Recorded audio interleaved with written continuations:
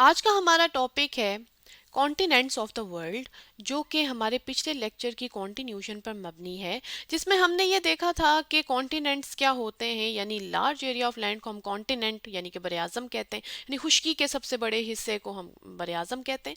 फिर हमने ये देखा था कि दुनिया में 7 बरआज़म मौजूद हैं, जिनमें सबसे पहले हमने नाम डिस्कस किए थे कि जो सबसे पहला है उसे हम कॉन्टिनेंट एशिया कहते हैं, दूसरे को अफ्रीका, फिर नॉर्थ अमेरिका, फिर है साउथ अमेरिका, अंटार्कटिका, फिर है यूरोप और ऑस्ट्रेलिया। फिर हमने इन्हें वर्ल्ड मैप पे भी लेबल किया था और हमने एशिया की बात की थी सबसे पहले। और हमने ये देखा था कि जो एशिया कॉन्टिनेंट है वो एरिया वाइज सबसे बड़ा है। फिर हमने ये देखा था कि इसके 48 कंट्रीज़ हैं और रशिया एरिया वाइज यानी रकबे के लिहाज से सबसे बड़ा है। और पॉपुलेशन की बात की जाए तो चाइना दुनिया का सबसे बड़ा मुल्क है जो कि कॉन्टिनेंट एशिया में है। फिर हमने लैंडलॉक कंट्रीज़ की बात की थी, यानी ऐसे कंट्रीज़ जिनके साथ कोई सी नहीं लगता, और हमने उन्हें लोकेट भी किया था। फिर हमने बात की थी कि ये जो एशिया है ये होम टू टॉलेस्ट माउंटेन है, यानी कि यहाँ पर दुनिया की बुलंद जो चोटियाँ हैं वो पाई जाती हैं। उसके बाद हमने कॉन्टिनेंट अफ्रीका की बात की थी, जिसमें हमने ये कहा था कि सेकंड लार्जेस्ट है एरिया वाइज। फिर हमने ये देखा था कि जो दुनिया का सबसे बड़ा सहरा है या डेजर्ट है, सहारा डेजर्ट, वो भी यहाँ पर ही पाया जाता है। और दुनिया का जो सबसे लंबा दरिया है, जिसे दरिया नील या रिवर नाइल कहते हैं, वो भी यहाँ पर ही पाया जाता है। तो चलें अब हम बात करते हैं तीसरे कॉन्टिनेंट की, जो कि है नॉर्थ अमेरिका। तो ये जो मैप है ये है नॉर्थ अमेरिका का, और एशिया और अफ्रीका के बाद ये तीसरा लार्जेस्ट कॉन्टिनेंट है, यानी कि एरिया वाइज ये रकबा वाइज ये तीसरे नंबर पर है। ये जो साइट है ये है earth3dmap.com की, और इसमें हमें जो नज़र आ रहा है कॉन्टिनेंट वो है नॉर्थ अमेरिका, जो कि लेबल भी हुआ हुआ है।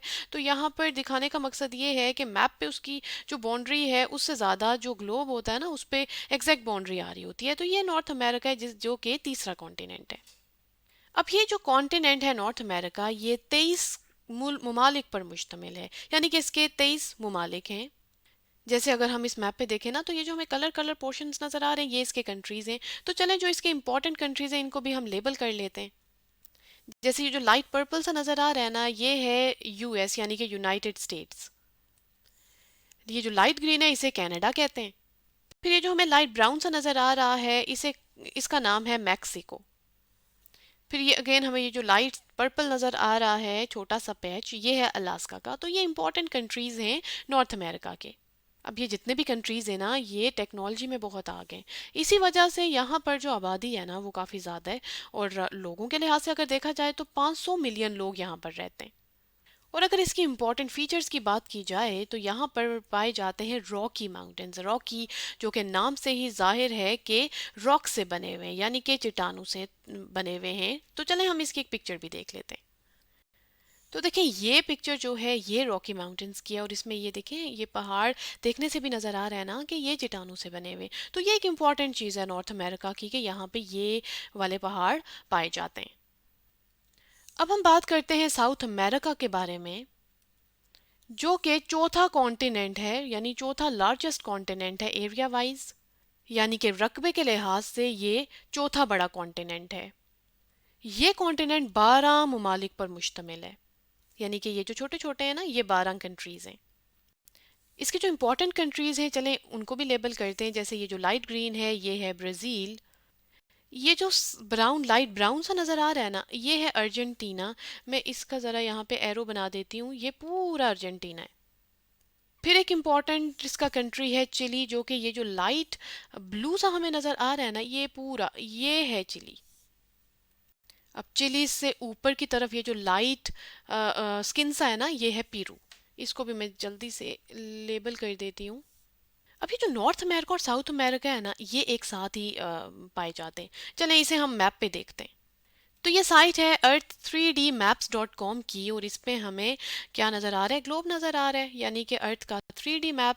और इसमें अगर हम इसको थोड़ा सा जूम इन करके देखें ना तो ये देखें ये है नॉर्थ अमेरिका, और इसके बिल्कुल नीचे वाली साइड पे देखें ना इसके साथ अटैच ही है, ये देखें ये बिल्कुल इसके साथ है, ये है साउथ अमेरिका। तो बताने का मकसद क्या है कि जो ये नॉर्थ अमेरिका है या जो ये साउथ अमेरिका है ना ये दोनों एक साथ ही पाए जाते हैं दुनिया में या ज़मीन के ऊपर। अगर आबादी के लिहाज से बात की जाए तो तकरीबन 430 मिलियन लोग यहाँ पर रहते हैं। और अगर इसके इम्पॉर्टेंट फीचर्स की बात करें तो जैसे नॉर्थ अमेरिका में रॉकी माउंटेन्स पाए जाते हैं ना, यहाँ पर जो माउंटेन पाए जाते हैं उन्हें कहते हैं द एंडीज माउंटेन्स, जो कि कुछ इस तरह के नज़र आते हैं। अब देखें, जो रॉकी माउंटेन्स थे वो तो स्किन से नज़र आते क्योंकि वो रॉक से बने हुए थे, लेकिन इस पे तो बर्फ़ भी पड़ी हुई है ना, ये नॉर्मल जो पहाड़ होते हैं ये बिल्कुल वैसे ही हैं। अच्छा, साउथ अमेरिका की एक और इम्पॉर्टेंट बात यानी इंटरेस्टिंग चीज़ क्या है कि यहाँ पर अमेजोन रेन फॉरेस्ट पाए जाते हैं, जो कि दुनिया के सबसे लार्जेस्ट, सबसे बड़े, सबसे घने जो है वो रेन फॉरेस्ट है। रेन फॉरेस्ट का मतलब है कि ऐसे जंगलात जहाँ पे बारिशें बहुत ज़्यादा होती हैं और इसी वजह से ये बहुत घने हैं। जैसे अगर देखा जाए ना तो ये मैप जो है ये उसका सॉरी साउथ अमेरिका का है, और इसमें अगर हम देखें ना तो हमें जो है वो ये जो पूरा पोर्शन नज़र आ रहा है ना, ये पूरा पोर्शन शो करता है रेन फॉरेस्ट को, यानी कि अमेजोन रेन फॉरेस्ट को, जो कि ये पूरा पार्ट देखें, ब्राज़ील भी आ रहा है इसमें, पेरू भी आ रहा है, बोलीविया भी, ये सारे जो कंट्रीज़ है ना ये इसमें आ रहे हैं। इसके अलावा अगर हम इसी मैप में देखें तो ये जो पूरी स्किन सी चीज़ हमें नज़र आ रही है ना, ये बेसिकली वो एंडीज़ माउंटेन है जिनकी हमने बात की थी। और जो साउथ अमेरिका है ना वो इन्हीं चीज़ों की वजह से, यानी अमेजोन रेन फॉरेस्ट की वजह से और एंडीज़ माउंटेन की वजह से बहुत फेमस है। अच्छा, अमेजोन रेन फॉरेस्ट तो यहाँ पर पाया जाता है, लेकिन इसके अलावा अमेजोन रिवर यानी अमेजोन दरिया भी यहाँ पाया जाता है, जो कि दुनिया का सेकंड लॉन्गेस्ट रिवर है, दुनिया का दूसरा लंबा दरिया है, जिसे हम इस तस्वीर में भी देख सकते हैं। अब देखिए, ये जो लाइन सी नज़र आ रही है ना, ये वाली, ये मैं इसे ब्लैक से कर देती हूँ, ये देखें, ये जो नज़र आ रही है ना ये वाली लाइन, ये लाइन है अमेजोन रिवर की। जबकि ये जो आपको ग्रीन ग्रीन सा घना घना सा जो सब्जा या जो जंगलात नज़र आ रहे हैं ना, ये फॉरेस्ट है, यानी कि कौन सा फॉरेस्ट, अमेजोन रेन फॉरेस्ट। मैं यहाँ पर लिख भी देती हूँ। अब क्योंकि ये दरिया अमेजोन फॉरेस्ट के बीच में से गुजर रहा है इसलिए इसे अमेजोन रिवर कहते हैं। साउथ अमेरिका के बाद हम बात करते हैं पांचवें कॉन्टिनेंट की, जिसे कहा जाता है एंटार्क्टिका। एरिया वाइज ये फिफ्थ लार्जेस्ट कॉन्टिनेंट है, यानी कि पांचवें नंबर पर इसका ये सबसे बड़ा है एरिया वाइज। और अगर इसके मैप को देखें ना तो ये कुछ इस तरह का नजर आता है, यानी देखिए ये वाइट वाइट जो पोर्शन है ना, इसका मतलब है कि ये बर्फ से ढका हुआ है। और क्योंकि ये बर्फ से ढका हुआ है इसलिए इसे हम कोल्डेस्ट कॉन्टिनेंट कहते हैं, क्योंकि यहाँ पे बहुत ठंड होती है। ठंड होने की वजह क्या है कि ये जो कॉन्टिनेंट है ये इक्वेटर से बहुत दूर है, यानी क्योंकि इक्वेटर में हमने पढ़ा था ना कि जो सूरज की शुआएं वो डायरेक्ट पड़ती हैं, लेकिन वो एरियाज जो इक्वेटर से दूर होना शुरू हो जाते हैं ना वहाँ पे टेम्परेचर डाउन होता है। तो ये इक्वेटर से बहुत दूर है, इस वजह से यहाँ पर टेम्परेचर बहुत लो होता है, कम होता है। यानी कि यहाँ पे अभी तक जो सबसे कम टेम्परेचर रिकॉर्ड हुआ है वो है -89.2 डिग्री सेंटीग्रेड। तो हम ये कह सकते हैं कि तकरीबन 98% जो पोर्शन है ना अंटार्कटिका का वो बर्फ से ही ढका हुआ है। अब क्योंकि यहाँ पर बहुत ठंड होती है तो यहाँ पर कोई रह नहीं सकता, इसलिए यहाँ पर कोई कंट्री नहीं है, यानी ये किसी भी मुल्क पर मुश्तमिल नहीं है। और क्योंकि यहाँ पे कोई कंट्री नहीं है तो इसका क्या मतलब है कि यहाँ पर कोई भी परमानेंटली नहीं रहता, यानी नो परमानेंट रेजिडेंट्स का मतलब क्या है कि यहाँ पे कोई आबादी नहीं है, यहाँ पे कोई भी परमानेंटली किसी के घर नहीं है।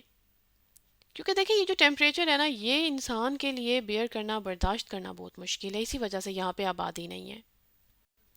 और अगर इसे देखा जाए ना तो मोस्टली ये कुछ इस तरह का नज़र आ रहा होता है, यानी कि यहाँ पर ना बर्फ़ से ढके हुए पहाड़ होते हैं, तो इसलिए क्योंकि टेम्परेचर डाउन है तो जाहिर है वो फिर बर्फ़ ही बर्फ़ होती है। अंटार्कटिका के बाद हम बात करते हैं सिक्स्थ कॉन्टिनेंट की, जो कि है यूरोप।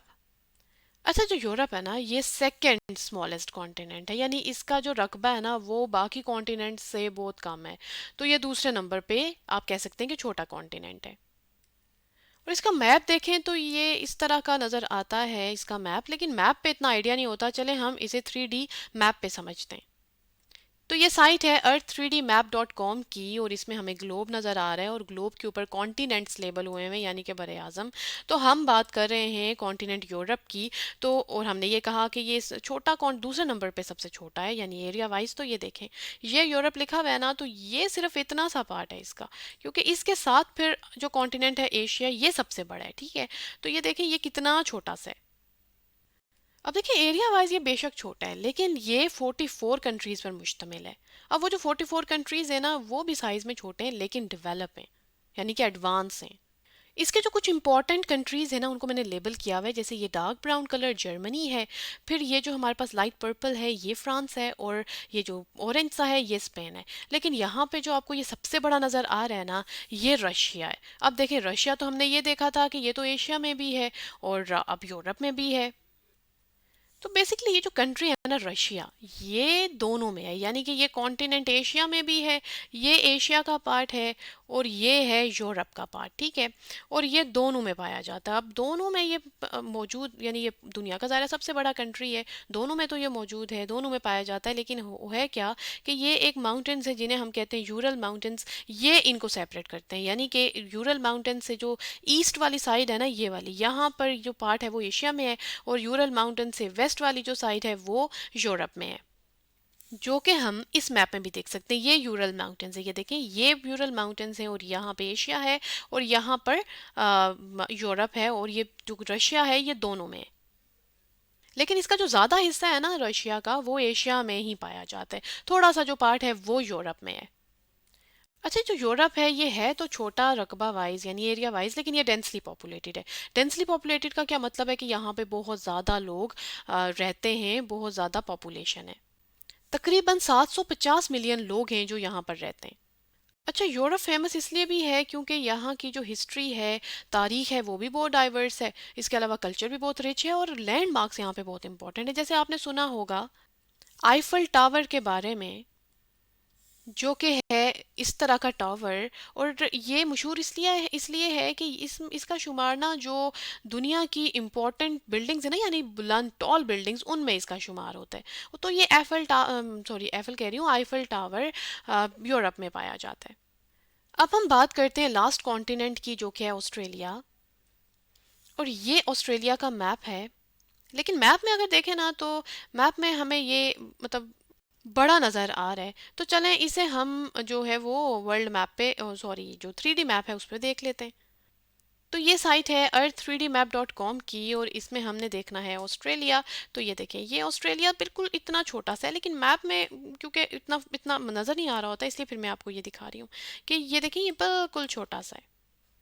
और क्योंकि इसका एरिया कम है, इसका रकबा कम है, इसलिए इसे स्मॉलेस्ट कॉन्टिनेंट कहते हैं, यानी सबसे छोटा कॉन्टिनेंट।